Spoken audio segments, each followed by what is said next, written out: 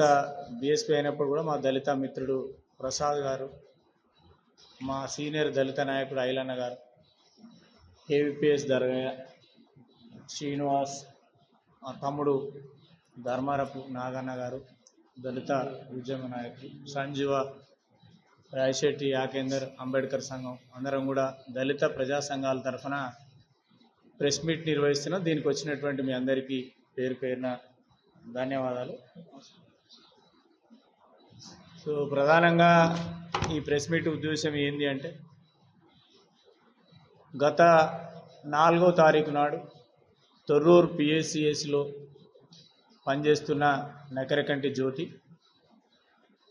తను మాజీ అధ్యక్షులు చైర్మన్గా ఉన్నటువంటి కొమరయ్య గారి కూతురు, గత 2-2.5 సంవత్సరాలుగా పిఎస్సిఎస్లో చిన్న స్థాయి ఉద్యోగిగా అందులో పాలకవర్గ తీర్మానం మేరకు పనిచేయడం కొనసాగుతూ ఉంది.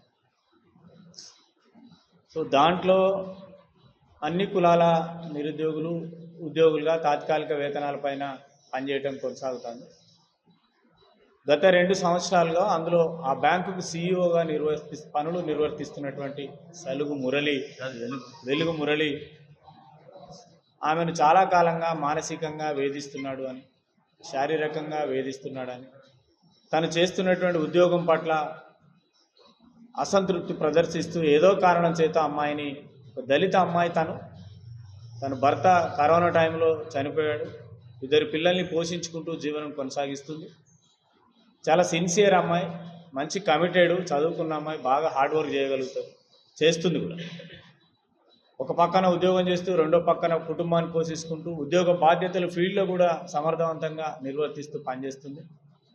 కాలక్రమేణా అందులో పనిచేస్తున్న సీఈఓ వేధింపులు రోజు రోజుకు ఎక్కువ. నేను కూడా 2-3 సార్లు రిప్రజెంట్ చేయడం జరిగింది.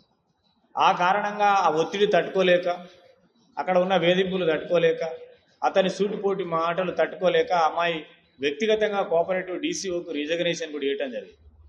అప్పుడు మేము కౌన్సిలింగ్ చేసి, అట్లా కాదమ్మా, విషయాలు ఏమైనా ఉంటే చెప్పాలి అని చెప్పి, అప్పుడు ఉన్న చైర్మన్గా హరిప్రసాద్ గారు ఉంటే వారి దగ్గరికి వెళ్ళి, అమ్మాయి ఇబ్బంది పడుతుంది, మరి ఇంటర్నల్గా ఇష్యూస్ ఏమున్నాయో మీరు కూర్చొని మాట్లాడి సెటిల్ చేయండి అని చెప్పడం అనేది జరిగింది. సరే, అప్పుడు తాత్కాలికంగా ఆమె రిజగ్నేషన్ ఉపసంహరించుకోవటం, హరిప్రసాద్ గారు తిరిగి నీ పని నువ్వు చేసుకోమ్మా అని బాధ్యతలు ఇవ్వటం అనేది జరిగింది. అయితే ఇటీవలి కాలంలో అతని వేధింపులు ఎక్కువ కావటం వలన ఈవెన్ కుటుంబ సభ్యులకు కూడా ఆమె చెప్పకుండా, వాళ్ళ నాన్నగారికి చెప్పకుండా, తోబుట్టువులకు చెప్పకుండా కూడా ఆమె డైరెక్ట్గా కలెక్టర్ గారికి వెళ్ళి, ఎస్పీ దగ్గరికి వెళ్ళి, నాకు రక్షణ లేదు సార్, నా మీద సెక్సువల్ అటాక్ జరుగుతూ ఉంది, మానసికంగా అటాక్ జరుగుతూ ఉంది, మురళి అనే సీఈఓ నన్ను వేధింపులకు గురి చేస్తున్నాడు, ప్రశాంతంగా నన్ను ఉద్యోగం చేసుకొనియట్లేడు అనేది ఒక ప్రధానమైనటువంటి అభియోగం మీద మరి ఎస్పీ గారి రెఫరెన్సు లేదా కలెక్టర్ గారి రెఫరెన్స్తోని తొర్రూరు పోలీస్ స్టేషన్లో కంప్లైంట్ చేయడం అనేది జరిగింది 4వ తారీఖు. సో ఆ కంప్లైంట్ చేసిన తర్వాత దాంట్లో మరి 2-3 సెక్షన్, ఒకటి హరాస్మెంట్, సెక్సువల్ హరాస్మెంట్స్, వర్క్ ప్లేస్లో హరాస్మెంట్. ఏ స్త్రీ అయితే మరి పని చేస్తున్నటువంటి ప్రాంతంలో స్త్రీకి రక్షణ ఉండాల్సినటువంటి అవసరం ఉండే.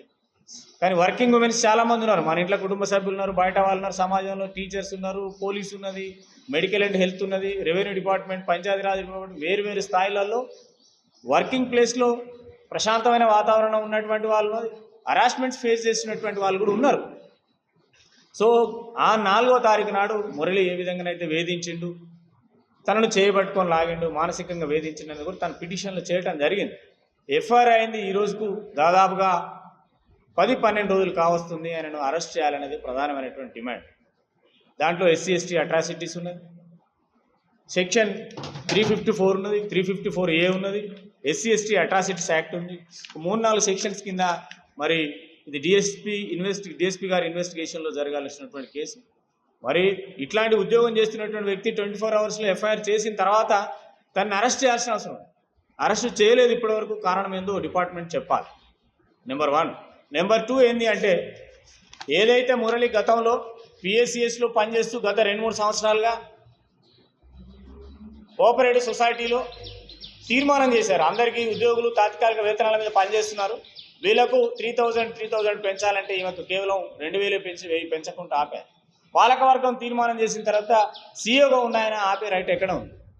తొర్రూరు పిఎస్సిలో కోఆపరేటివ్ డైరెక్టర్స్ ఉంటారు, డీసీఓ కంట్రోల్లో కొనసాగుతూ ఉంటుంది, చైర్మన్ గారు ఉన్నారు, ఈ విషయాల పట్ల కూలంకుషంగా మాట్లాడాల్సిన అవసరం ఉండే, కానీ ఎందుకు కారణం ఏంది, నిర్లక్ష్యం ఏంది అనేది కూడా దీంట్లో కనపడతాం. మరి ఆయన అరెస్ట్ చేయడానికి కావాల్సిన నిర్లక్ష్యం ఏంది? ఇప్పటికీ డీసీఓ గారు ఎఫ్ఐఆర్ అయిన తర్వాత ఆయన మీద క్రమశిక్షణ చర్య మీద సస్పెండ్ చేయాలి, సస్పెండ్ చేయలేదు. మేము దళిత ప్రజా సంఘాలుగా మేము ఏం డిమాండ్ చేస్తున్నామంటే ఆయనను ఫస్ట్ ఆయనను ఇమీడియట్లీ సస్పెండ్ చేసి ఆయన మీద ఎంక్వైరీ చేసి, ఆయనకు చాలా విషయాలతో సంబంధం ఉన్నది. ఎకరానికి ఒక క్వింటాలకు 5 కేజీలు 10 కేజీలు వసూలు చేసిన అభియోగం ఉంది జిల్లా వ్యాప్తంగా. పోయిన సంవత్సరం అనేక రైతుల కొనుగోలు కేంద్రాలలో అవినీతి జరిగిందని కంప్లైంట్ చేసినాం. సస్పెండ్ చేసి మళ్ళీ ఆయన రీఇన్స్టిట్యూట్ అండ్ ఇక్కడే ఒక దగ్గర ఏ డిపార్ట్మెంట్ అయినా సస్పెండ్ అయిన వాడు తిరిగి వేరే దగ్గర పోస్టింగ్ ఇస్తాడు, కానీ తిరిగి మళ్ళీ ఆయన ఇక్కడనే పోస్టింగ్ చేయడం అనేది జరిగింది. సో ఆయన ఒక కోటరీ నిర్మాణం చేసుకొని బయట ప్రైవేట్ దడవాయిని ఏర్పాటు చేసుకొని ట్రాక్టర్లను ఏర్పాటు చేసుకొని బయట కొనుగోలు చేసి తీసుకొచ్చి తక్కువ ధరకు ఒడ్లు కొనుగోలు చేసి అక్కడ 1700కి ఇక్కడ 1960కి ఇక్కడ అమ్ముకునేది. ప్రైవేటు హమాలీ బృందాలు, ప్రైవేటు ట్రాక్టర్లు, ప్రైవేటు కొనుగోలు దందా అంతా కూడా ఒకటి అవుపడకునేది. ఒక పక్కన చేపల మార్కెటింగ్ దందా, చెరువులు కొనుడు, ఒక పక్కన ఒడ్లు కొనుగోలు చేసుడు, ఇంకో పక్కన భూమి కొనుగోలు చేసుడు. ఆఫ్టర్ ఆల్ ఒక సీఈఓ ఆయన ఒక పెద్ద నెట్వర్కే కొనసాగిస్తున్నాడు. అంటే ఆయన పట్ల పూర్తి విచారణ చేయాలి. 2 అంశాలు దీంట్లో మేము ప్రధానంగా చెప్పి, ఒకటి పోలీసు ఇప్పటివరకు అరెస్ట్ చేయకుండా నిర్లక్ష్యం వహించిన దాని మీద మేము తక్షణమే వాళ్ళని అరెస్ట్ చేయాలని చెప్తున్నాం. SC/ST అట్రాసిటీస్ ఎంత సీరియస్గా ఉంటుందో మీకు తెలుసు. ఒక సెక్షువల్ హరాస్మెంట్ మీద కేసు రిజిస్టర్ అయింది. సెక్షన్ 354A IPC ప్రకారంగా రిజిస్టర్ అయింది. SC/ST అట్రాసిటీస్ కేసు రిజిస్టర్ అయింది. దీని మీద క్లియర్ కట్గా పోలీస్ ప్లస్ ప్రభుత్వం ఇద్దరు కలిసి కూడా అతని పైన చర్య తీసుకోవాలని డిమాండ్ చేస్తున్నాం. DCO తక్షణమే ఆయన ఇక్కడి నుంచి విధుల నుంచి పక్కకు పంపించేసి వేరే ఆఫీసర్ని ఇక్కడ డిప్యూటేట్ చేయాలి. గవర్నమెంట్ కంట్రోల్లో జరిగే, గవర్నమెంట్ పర్యవేక్షణలో జరిగే కోఆపరేటివ్ డిపార్ట్మెంట్, ఆషామాషి కాదు, రైతులతో సంబంధం ఉన్నటువంటి డిపార్ట్మెంట్. ఒక ఆడపిల్ల నాకు అన్యాయం జరిగిందని పెడితే ఇప్పటి వరకు కూడా ఆయనను అరెస్ట్ చేయకపోవటం, ఆయనను సస్పెండ్ చేయకపోవటం, ఇది దళిత మహిళ పట్ల వివక్షత ప్రదర్శిస్తున్నారు పోలీస్ ప్లస్ కోఆపరేటివ్ డిపార్ట్మెంట్ అని నేను భావిస్తున్నా. లేకపోతే మీరు దీనికి కారణం ఏందో చెప్పండి.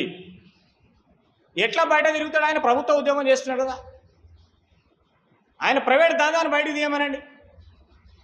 అది దళిత మహిళ అయినా, గిరిజన మహిళ అయినా, బహుజన మహిళ అయినా, మహిళనే. సో కనుక దయచేసి ప్రెస్ మిత్రులందరూ మీరు మానవతా దృక్పథంతో విషయం పట్ల పరిశీలన చేసి ఏం జరిగిందో విచారణ చేసి, మీకు కూడా కావాలంటే FIR ఇస్తాం, దీంట్లో చదువుకోండి. ఆ అమ్మాయి ఒక స్త్రీ తను ఏ రకంగా కంప్లైంట్ చేసి, ఈ కంప్లైంట్లో ఉన్నటువంటి అంశాలు ఏంది, ఇంతకాలం ఆమె ఏ విధంగా మానసికంగా ఇబ్బంది పడ్డదో మీరు చూడండి. మీరు అందరు కంప్లైంట్ ఫొటోస్ తీసుకోండి. కనుక మేమందరం కూడా తొర్రూరు మండల దళిత ప్రజా సంఘాల తరఫున, ఇది రాజకీయ పార్టీతో సంబంధం లేదు, అది ఏ రాజకీయ పార్టీలో ఉన్నా కానీ ఒక అమ్మాయికి జరిగిన అన్యాయం, ఒక స్త్రీకి జరిగిన అన్యాయం గురించి మేము మాట్లాడుతున్నాం తప్పితే ఇది కేవలం కాంగ్రెస్ పార్టీకి సంబంధించి, BRS సంబంధించి, BSPకి, BJPకి కాదండి. దయచేసి దీనికి రాజకీయ అంశం ఏమాత్రం సంబంధం లేదు. కాకపోతే నేను ఒక ప్రజాప్రతినిధిగా ఉండొచ్చు, దానికన్నా ముందు నేను దళితుని, నా జాతికి సంబంధించిన అమ్మాయికి అన్యాయం జరిగింది, ఒక స్త్రీకి అన్యాయం జరిగిందని నేను ఫైట్ చేస్తున్నాను తప్పితే ఇవాళ మాజీ చైర్మన్ కొమరయ్య గారు వాళ్ళ స్వయాన కూతురు, ఆయన ఏం చెప్పుకోగలుగుతారు ఆయన ఆ బిడ్డకు జరిగిన అన్యాయం గురించి? మేమే అరే మన జాతి బిడ్డ, ఏ జాతి బిడ్డ అన్న కానీ, మొన్న ప్రీతి చనిపోయింది, ఆమెకు మనందరం ఫైట్ చేసినాం, ఒక గిరిజన బిడ్డ డాక్టర్. అంతకుముందు చాలామంది ముస్లిం పిల్లలు చనిపోయారు, ప్రియాంక రెడ్డి చనిపోయింది దుండగుల చేతిలో. ఆ ఇష్యూస్లన్నిటి మీద ఎట్లయితే స్పందించినామో ఈ ఇష్యూ మీద కూడా అట్లే స్పందిస్తున్నాం. సమాజంలో బాధ్యత కలిగినటువంటి పౌరులుగా, బాధ్యత కలిగినటువంటి ప్రెసిడెంట్